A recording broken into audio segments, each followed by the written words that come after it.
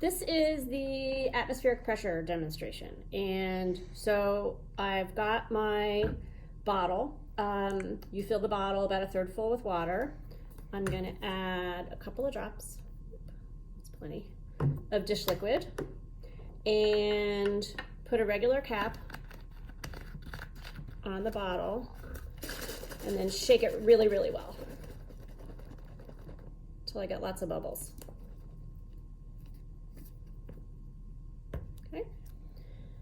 Then I remove the cap and I put the pump top. Whoops. A little extra there. Got a little too many bubbles. And what I want you to do when I begin, so think about bubbles and think about atmospheric pressure and the fact that there are bubbles inside. There's air inside a bubble and air, atmospheric pressure outside the bubble, pushing the bubble in. So what I'm gonna do, make sure I get all my bubbles there, is watch the top level of the bottle while I start pumping air into it.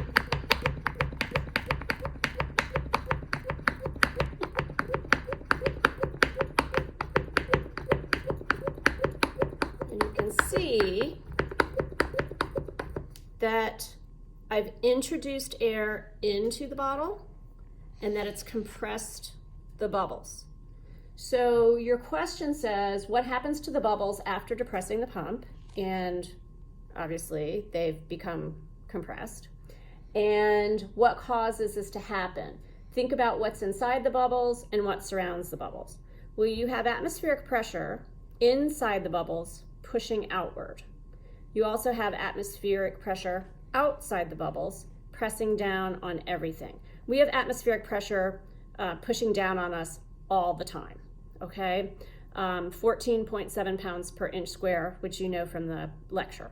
So what we've done is we've introduced air into the bottle and it's compressed the bubbles. So what we've done is now there's less air inside the bubbles, pressure pushing out, and more pressure pushing them down. So the air pressure outside the bubbles is greater than the pressure inside the bubbles. Now I can take the cap off very quickly, and the question asks you what happens to the bubbles when the cap is removed. Obviously they've popped back up or expanded, and what happened here was exactly the opposite.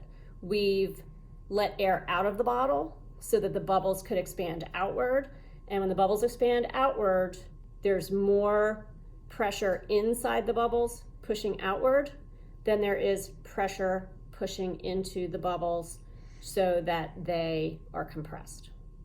So that's pretty much what I wanted you to get from the demonstration, the fact that we all have atmospheric pressure, which is the weight of the atmosphere, bearing down on us all the time, but we also have pressure inside our bodies pushing outward.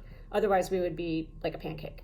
So in this case, we compressed the atmospheric pressure inside the bubble and introduced more outside, and we can also have more pushing outward when we remove that incoming pressure into the bottle.